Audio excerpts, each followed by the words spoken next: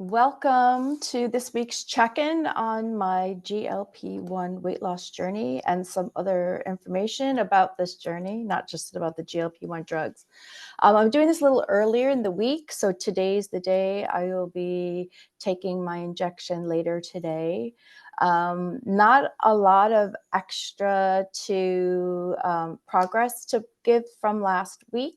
I'm still pretty much on track. I did go down to 172.4, which is good. I'm going down. That's the kind of weight loss I probably would want under normal circumstances, like 1 pound a week. But like I said, today's my last one at 0.5 milligrams. So next week I start on 1 milligram and then another month and then it goes up. So it'll probably start more then. I'm back to more of my usual, the sort of average activity levels. My shoulder's still bothering me, but I'm back at my fitness classes and stuff. So that'll probably see some more progress because of that. And I'm hoping to up that more. I mean, now it's summertime, I'm going to be more active, but I do have a lot of activities coming up. So it's going to be important for me to plan all that. And I wanted to explain some of the physiological things about the GLP-1 drugs that I talked in a couple of these articles and videos about like food noise, and it's supposed to like decrease the food noise because it improves the connection between like the enzymes in my brain so that my brain knows more quickly that it's hungry or that it's full. And another thing that I found, and I can see the difference, and that it slows down the speed in which the food goes through your gut. And a lot of people that have gut issues are afraid of taking these drugs because of that. But I'm actually finding that it's helping the symptoms I normally get. So that has been actually a good bonus for me. So again, I'm trying, and I found over the weekend that like I forgot to eat a couple of days, like not the whole day, but like I would have had breakfast and I got busy. So whether it was because I was just so busy, I was working on that last video. There was a lot went into that one, and the article and the other mini videos I did from that. So whether that made me kind of like I was just too busy, and then I had to go somewhere, and then I realized like, oh, I didn't have lunch. That happened to me a couple of times. So whether that's because of this, I don't know. So I'll just have to be more careful. So obviously it's not an ideal, but it's doing things that I think are positive right now and like hoping that more in the future. I've talked a bit in the past about low FODMAP eating. And I didn't realize, I thought it was more in the mainstream now, but a lot of people hadn't heard of it. So I wanted to talk a little bit about sort of my food journey as part of all this. So as a child, I was an extremely fussy eater, like very limited foods. And kind of like since having my own children and then realizing about my sensitivity to foods, I think that a lot of kids that are fussy eaters, it's because they are having a reaction to the foods. I think your body is kind of intuitive to those things. So one of my kids was a bit fussy, and now he eats way more things than I do. So it's funny how that happens. But it was stuff that would like make his stomach hurt. So then he didn't want to eat it again. So like I didn't realize that at first. Like sometimes you think kids, they just want to have the treats. They don't want to eat their dinner. You know, that's one thing. But if there are certain foods that bother them, and then it makes you kind of afraid to try other things. So I think that maybe that was part of the issue. So for most of my childhood, up until like I went to college, I was really fussy about what I ate. And I'm talking about like I would eat a dish of lettuce, but very little other vegetables. you know, everything plain pizza, McDonald's, it was always just plain burger. And like my family would, like those days, it wasn't as easy to get what you wanted. You had to wait a long time to get something like that. So that was always an issue in the family.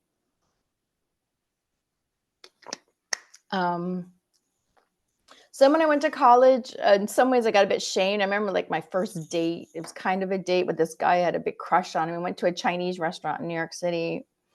And I was so embarrassed because like I picked out the meat, but like all the veg was kind of left. And so, you know, I was a bit embarrassed about that. So I tried to expand my food choices as I got older, and they did get wider and wider over the years. And I think as I like had my own kind of home, was cooking my own foods and was trying things in my own time, um, you know, I started to eat, you know, more vegetables and things like that. But I often suffered from constipation throughout the years. And I used to always just put it down to I ate too much or I didn't eat healthy.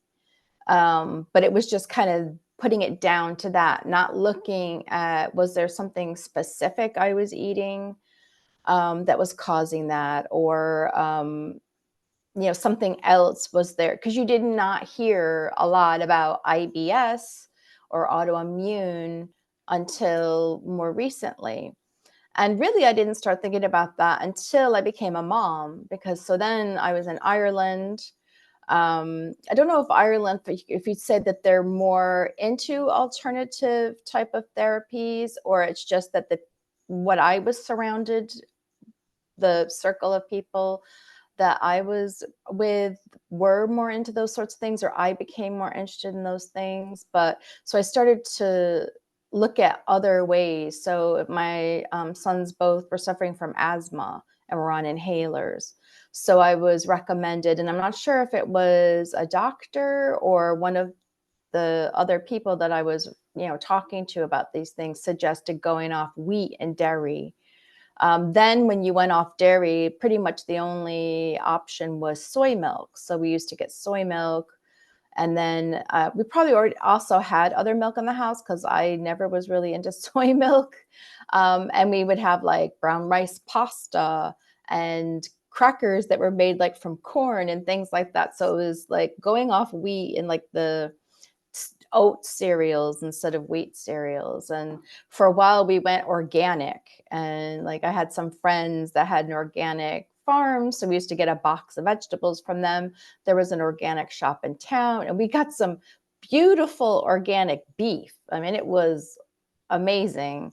The chicken, not so much. And then afterward, we found out they got fined because their shop up in Cork, someone found out that their chicken wasn't actually organic.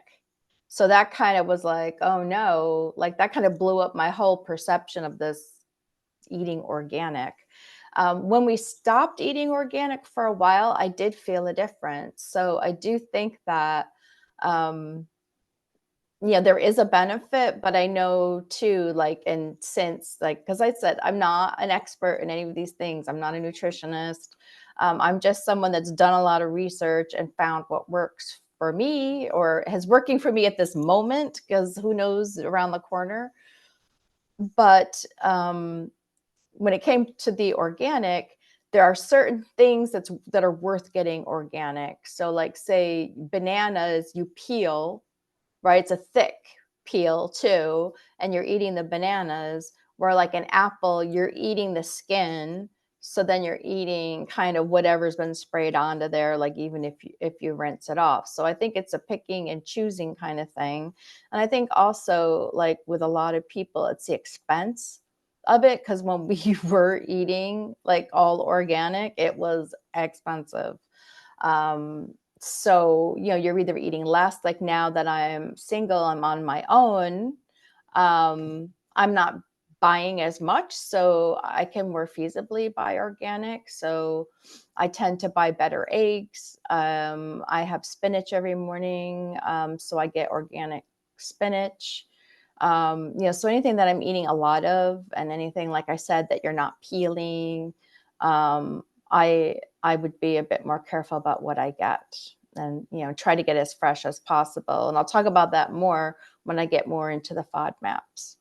So I think, I don't know if it was a year or so after I had my daughter, who she just turned 21, I started having some real gut issues, like, not spoiler alert, but warning, there's going to be some graphic stuff in here. Blood in my stool. So it was kind of like, oh my God, I never had that before, right? You don't normally check, but I don't know, for whatever reason, I was like, well, that's not good.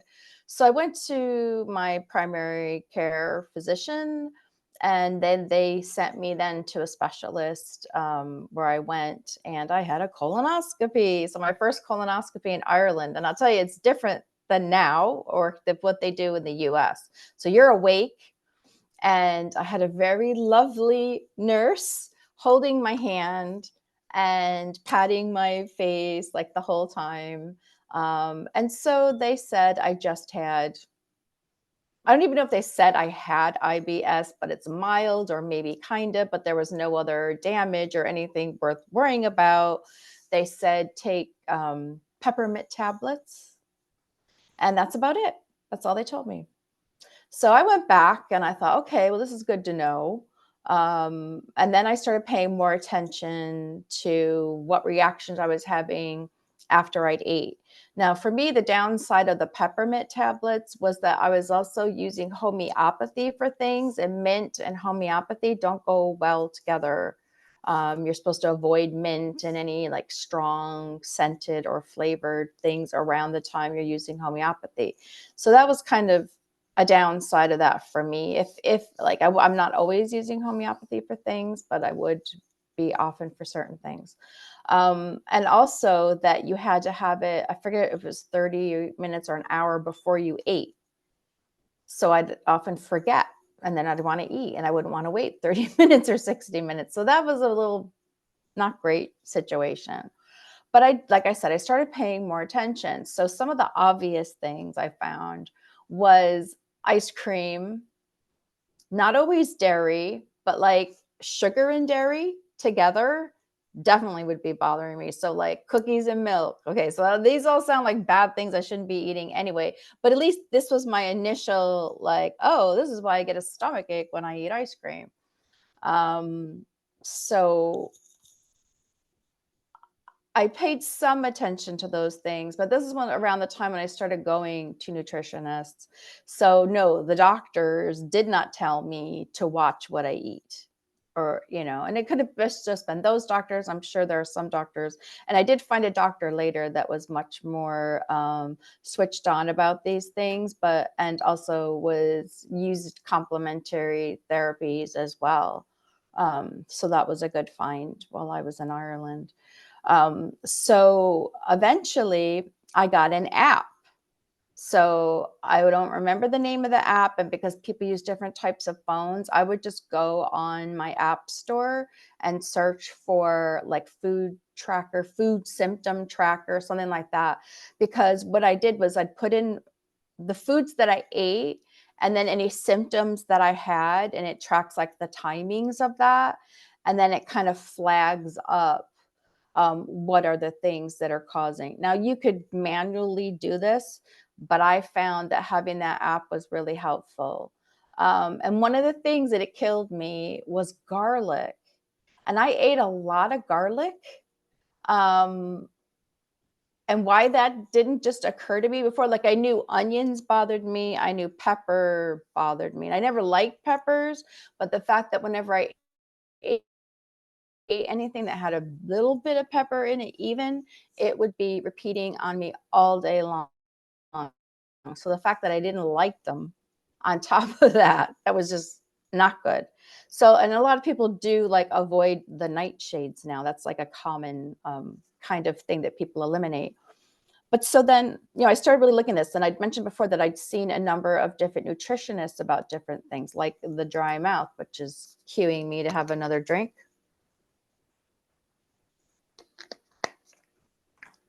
And so, you know, trying to eliminate like wheat and dairy, like gluten. So I did find that it wasn't so much the gluten, but like anything carby, especially like certain types of carbs, breads, like even gluten-free bread, even like the rice pasta, all of that stuff was kind of bloating me. So looking for different things. So like early on, I mentioned before Sarah Leather was a naturopath that I was, or she's a homeopath too. So she was the one that I started with the homeopathy, and I started seeing her for that first. But she had a lot of other good advice. And she had recommended this idiot-proof diet. And she'd heard that it had worked well. So it was these two women in England. So if you Google it, it's still around. But I followed it for a few months. But I'll tell you one thing, in the first week, I lost 6 inches in my gut because they had you not only weigh yourself, but also measure you. And in 1 week, 6 inches in my gut. And that's what made me realize that it wasn't fat. I thought I just had a fat belly, but it's gassy bloating from a reaction from what you eat. So I'm like, I'm in on this. This was good. So I did follow this for a couple of months. So what it was no carb, but I think low sugar probably too, but you could have as much fat as you wanted. So I was loving like sausages, but like gluten-free sausages. And there in Ireland, there was a good source for some of those bean sausages that were all meaty. They didn't have an alternative starchy filler like some gluten-free sausages would have. It was like all meat. It was so nice. And one of my favorite dishes was cooking that up and then putting cream and making a gravy. They had you do cauliflower mashed potato. So things like that. So you could eat, but like no carb. So I lost weight. My bloating went way down. I felt pretty good. And then I remember it was my daughter's birthday, and I was making like chicken nuggets and fries and all those things that kids liked at that age.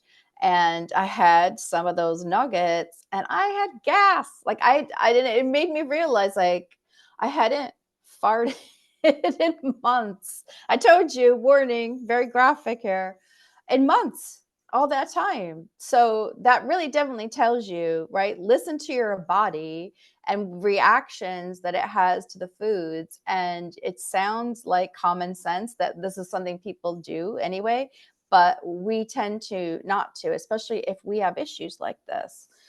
So, but that diet was a bit difficult, especially when you have a family that you're cooking for. So that wasn't sustainable for me. So then I kind of went off of that. And I tried different variations of it. There was the paleo diet, which was kind of similar. So it's called paleo because it's like going back to what cavemen eat. So it was like low carb again. And then talking to different nutritionists about, like when you are having sugars, don't have them on their own without a protein, because then you're like flooding your organs with sugar. So it's just like how to make your body work better. So like I said, I picked up various sort of good tips and habits along the way, but it was just finding something that would work for me sustainably. So like with the paleo and the woman I worked with then, she was really big into using almond flour and ground almonds for a lot of things. So I was doing a lot of that. So I was cooking a lot. And, sometimes you just can't do that. And like now that I'm on my own, when it was, I don't know if that's more of a thing you do when you do have a family. It's not that I had more time then. And then because I was around more people that were cooking, where now I'm just so busy. I don't spend a lot of time. Maybe that's something I should add to my life more, cooking and baking and doing healthy foods like that more. Like I actually made chicken breast, like whole chicken breast last night, which normally I wouldn't have done, especially after having had a fitness class and getting home late, and they were really good. So freshly cooked, boneless, skinless chicken breasts. with green beans. That was my dinner. So yeah, I tend to avoid carbs. So moving on from that. So again, trying to find what's sustainable for me and what I could do with my family. So I went to a nutritionist. So these others, they were more like nutritional therapists and had done some training or had some certifications in it. But I was referred by my doctor to like a nutritionist that worked like in the healthcare system. Um, and so I went to her, and she was the one that mentioned low FODMAP eating. So I'm going to share my screen so that I can do this properly. I'm going to share the entire screen. If there's anything crazy you're going to see. So here, what are FODMAPs? So FODMAPs stand for fermentable oligosaccharides, disaccharides, monosaccharides, and polyols, which are short-chain carbohydrates that the small intestine has difficulty absorbing. Some people experience digestive issues after eating FODMAPs, such as diarrhea, constipation, gas, bloating, and cramping. So like that makes lots of sense, right? That those are the sorts of things you shouldn't eat, things that are high FODMAP, right? Because that's all stuff that's going to irritate your gut. Like that's just science. I love when science is in there, you know, because that's like, yes, that is like a justifiable thing. So when I started looking up FODMAPs, like she told me a little bit about it. So this would have been like 10 years ago, maybe 8 to 10 years ago. When I started looking at like what FODMAPs were and what foods had FODMAPs, a lot of these things that I found had been bothering me were high FODMAP foods. So this became a way that I could then look at other things that I might still be eating that were under that category that I didn't realize to what extent they were bothering me. So luckily, I found this book. Now it's an Irish book. It's called Gut Feeling. You can see it there, can you? And one of the authors was Paula Mee, who I'd seen from, she was a nutritionist that had a TV show in Ireland. So I was familiar with her, and I always found like her advice on those shows was very good. She was in a lot of health kind of related shows, or like where they would like somebody would come on and they would discuss their issues, and they'd have a different people from different perspectives help them. And so I lived by this. So it's like got information about FODMAPs and nutrition, but also a lot of great recipes. So whether Gut Feeling is available here to my Irish friends, you're lucky, and hopefully it's still in publication. It was published in 2017, so that must have been around the time that I got it. I cooked and cooked. There's a lot of cooking involved. The family were loving this stuff because that was another thing I was worried about with like, I didn't have cholesterol issue, but my husband did at that time. So the low carb, high fat diet was not going to be a good cholesterol for cholesterol. So when you're eating like very strict diets like that, it's probably not going to suit everyone in your family. But the Gut Feeling diet, but plus also like I could make other things that had carbohydrates and like I just did not eat that stuff. But I do find it's much easier if you just don't have it around you. Like for me, when I go shopping, I avoid buying anything that I really shouldn't be eating on an ongoing basis, and only buy the things I want to eat and have that in the house. But if I do want a treat, I'll get that when I'm out. So that's kind of my go-to for that. But so Gut Feeling, like some of my favorite things, like a nice steak with like potatoes, like that you just grill in there when you're doing your steak, and a salad. There was like a chicken tikka masala that took a lot of cooking and a lot of cleaning up, but it was really good. The family liked it. There was a peri peri chicken in there that my family loved too. So it was good for the family, but it did take a lot of planning. So what I did was I did my meal plan for the week ahead and then did my grocery list by that. And I had it up. I had like a nice cookbook holder on the island in the kitchen there.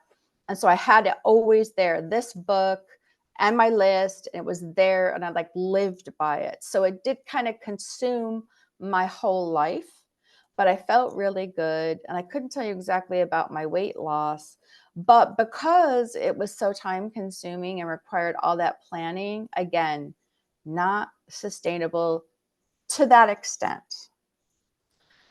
So then I ended up coming back to the US. I told you I tried Weight Watchers, but I was always kind of going back to FODMAP because I did find when I was eating foods that were high FODMAP, they would start, I'd know the bloating. I'd know, either it's funny with IBS because you're getting diarrhea and constipation. It's like some people get more of the other, but it's like when you're getting both, it's like, come on, please, like, give me a break one way or the other, right?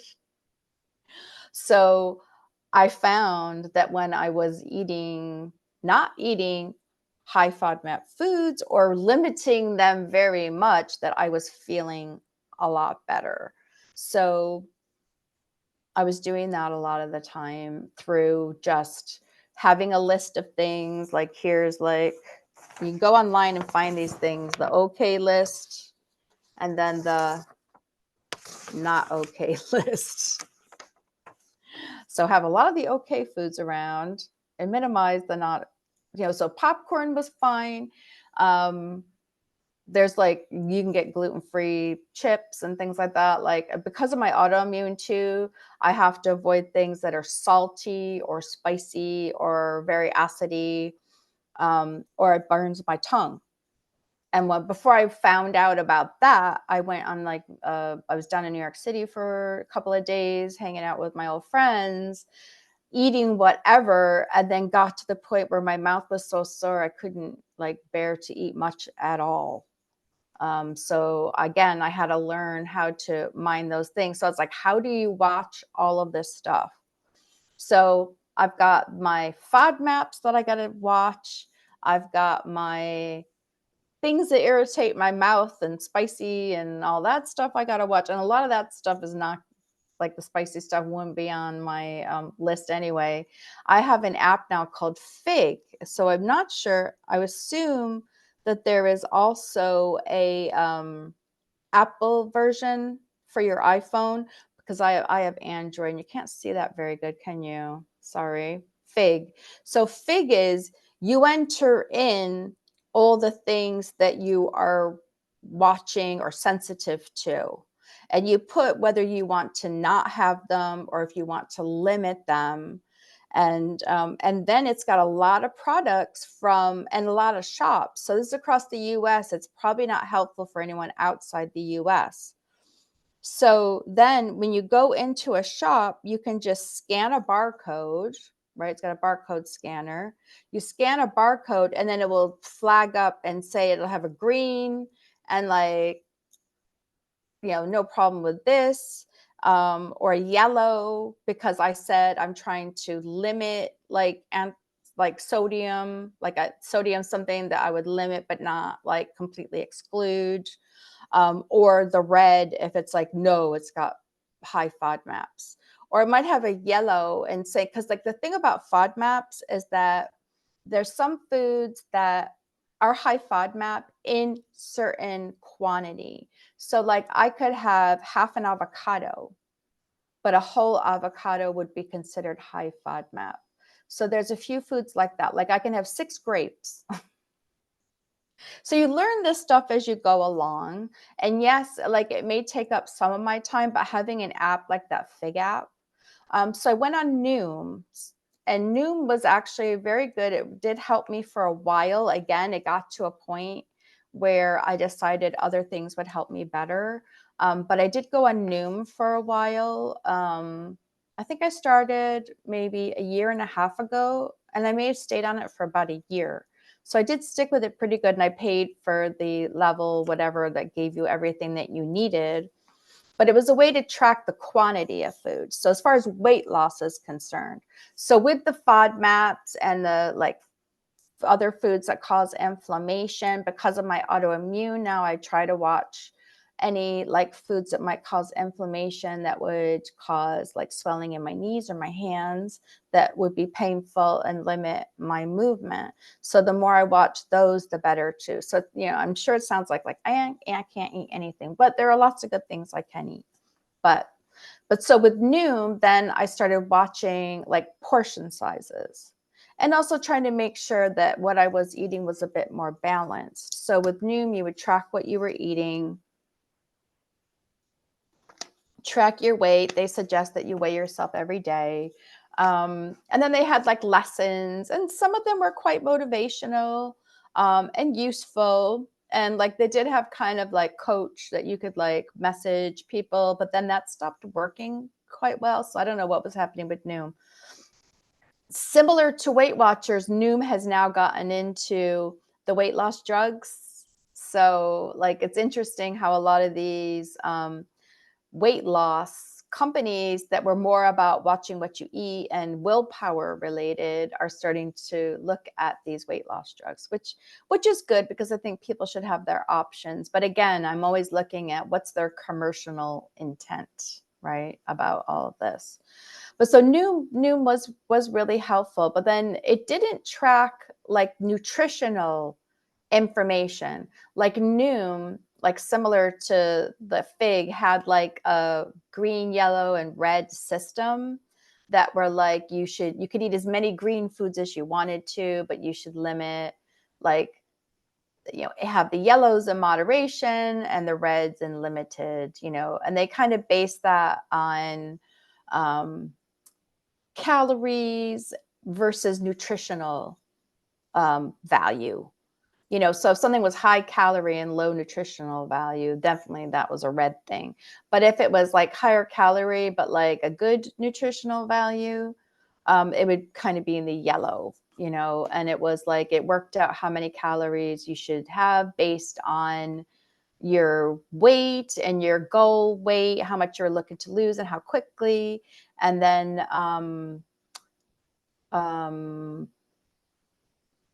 your activity level. So like, I know talking to other people, they're like, no, I don't put in my activity, because like it then gives you like half, like whatever calories you burned in the activity, it would give you half of that back. So some people felt that like reduced their weight loss. So they weren't putting that in, but I would. Because I don't know if they were giving me 1,200 or 1,500 calories a day. So, but I did find that it was working. But then I needed, because of my Turn Up Dance Fitness, we have different challenges throughout the year that are kind of like overall fitness challenges. So there'll be certain like things that we try to do every day. And the last challenge that they did, one of the goals was to have a certain grams of fiber. And so I did find that when I was working on like looking at the FODMAPs and looking at my calories and all of that, I wasn't looking at having a balanced diet. So there was a couple of times when I went to donate blood and I was denied because my hemoglobin level wasn't high enough. And I never used to have trouble with my iron. Like even when I was having kids, and they have a lot of women take iron supplements and they can be pretty yucky, I never had low iron levels. So, and I don't usually have low iron levels because I get blood tests like every 6 months or so. It doesn't usually a problem, but it did concern me a bit because I do like to give blood. I think it's a good service.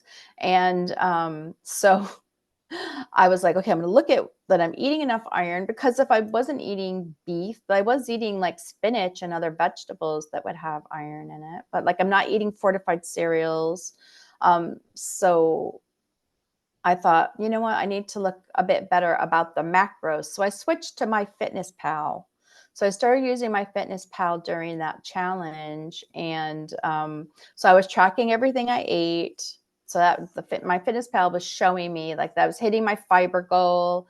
And that was really helpful. I did find that really did help me a lot. Hitting my fiber goal, hitting my iron goal, all for all the macros, but like and calcium, because being an older woman and the fact that I'm not eating much dairy, because that was something else I had to exclude.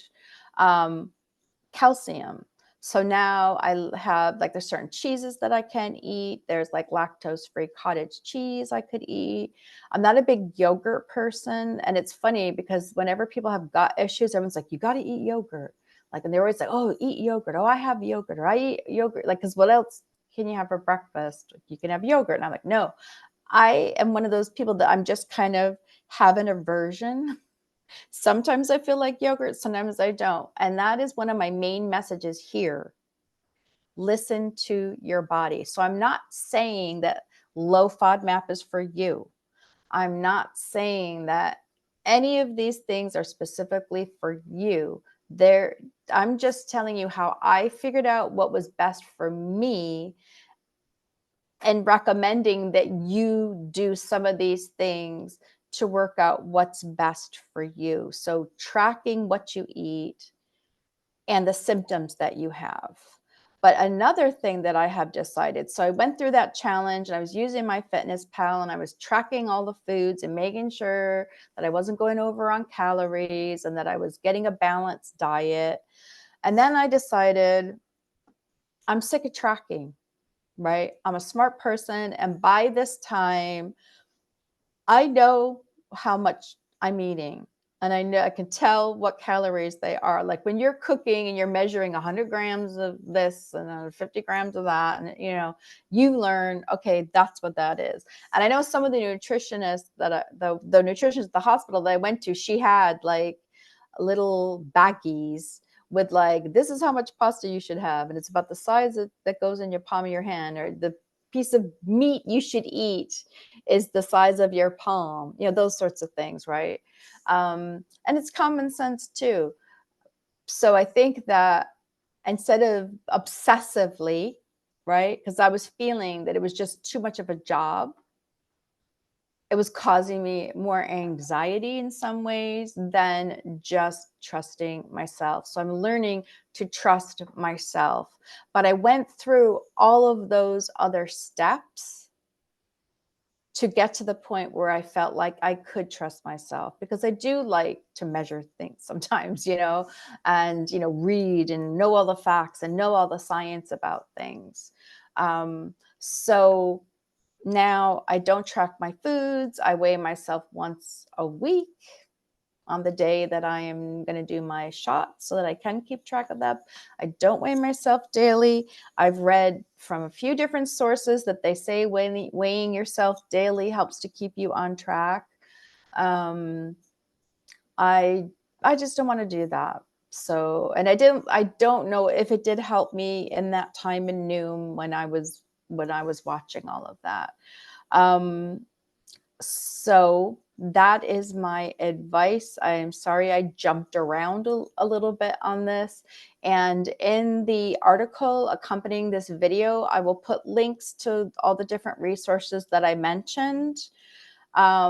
So like I said, I do feel that like we're all on our own journey, and that it's important for you to get to the point where you can trust yourself, trust your body, listen to your body, right? So now that like when I go to and I eat ice cream quite frequently because it's like one of my treats and I love it. I eat a small amount and I'm happy, and I just like having that little treat for myself, right? But I know if I eat a larger amount, I'm going to feel it in my tummy and it's not going to be nice, right? So it's like, listen to yourself, trust your instincts, take on board what people are telling you. And they're so like, oh, you got to do this, right? No, you don't gotta do nothing, right? Except for what is best for you. So track what you're eating. Like I said, tracking can be a pain, but I do think it's important to get to your first step. So if you're at that point now where you're not feeling great and you're not sure what might be causing it, and it may not be food, it could be something completely different. And then in that case, find a medical professional that you trust, that you think knows what they're talking about, especially like if you feel that you do have autoimmune issues. Go to your primary and get them to refer you. Like they can do the initial like blood test that will help point you in the right direction. But if they then find that they do feel that there is an autoimmune disease involved, they'll refer you to a rheumatologist. They're hard to get around here. And I think from the boards that I go on, they are difficult to get a good one. Keep searching till you get a good one. If you feel you have certain issues, like Facebook groups have been really helpful for me. I don't really go on the ones for dieting, but I've been on the ones for autoimmune. We do often talk about foods in those though, and we hate to say like, sorry, it's food again, because they'll talk about the different medications. And it is kind of like, yeah, but we all kind of find that if we like watch what we're eating, like, because there's also like the anti-inflammatory diet. I'm jumping around again. Sorry, when I was trying to wrap it up, then I forgot to mention the anti-inflammatory diet, which, see, low FODMAP. People talk about the low FODMAP diet. I don't follow a low FOD, like a diet plan that's like a special diet plan. I just try to eat that way, to avoid those foods that are high in FODMAP. And like, so, but the anti-inflammatory protocol, or I think it's called AIP, that is where you like eat only a very limited raw foods to start. And then you add one thing at a time, see if you have a sensitivity to it. And if you do, back it out, try something else, see, but it's very restricted, very difficult. When I was considering doing something like that, they were like, you've got to do this for 3 months, clearing stuff like out of your system, and then, seeing, and I knew I just was not going to be able to do that. But some people with very serious food allergies or extreme sensitivities do need to go on diets like this. Now, I had my hair tested and I had my blood tested. My blood test said I wasn't allergic to anything. So these are just sensitivities I'm having, but I'm really feeling them. And I know that if I don't eat those foods, I don't have those issues. So it's kind of funny. So it's not an allergy per se. And the food test also did talk about some sensitive things. I did kind of put them in my app, but because that's like, I love courgettes, zucchini, tuna. I'm like, no, I'm going to have tuna. Right. So, what else?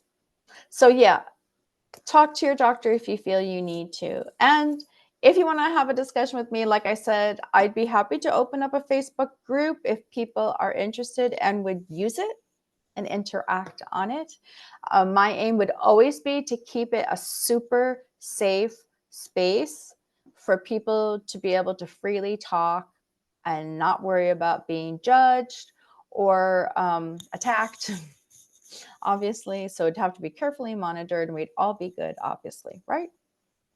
So we all just want to help each other out. So I hope this is helpful. Sorry for the jumping around. My cat is trying to type on here, so this might get disconnected. I'm still screen sharing. Sorry. So you're probably seeing 2 of me. So thank you so much for watching. And also, I all had more wonderful messages from people that have told me that they really appreciate these. And I appreciate you so much. So thank you for reaching out. I'm glad to know that I'm giving some good information, but also that people do not feel alone. So, because you're not alone. And obviously now so many people are suffering from food sensitivities and autoimmune issues, autoimmune diseases, and various things that, like I said, is it this obesogenic environment that I talked about last video, that, we have just had all this stuff and all the additives and all the stress and everything in our society, that it is causing our bodies to react this way. So have a great day, have a good week, and I will check in with you again next week. Thanks so much.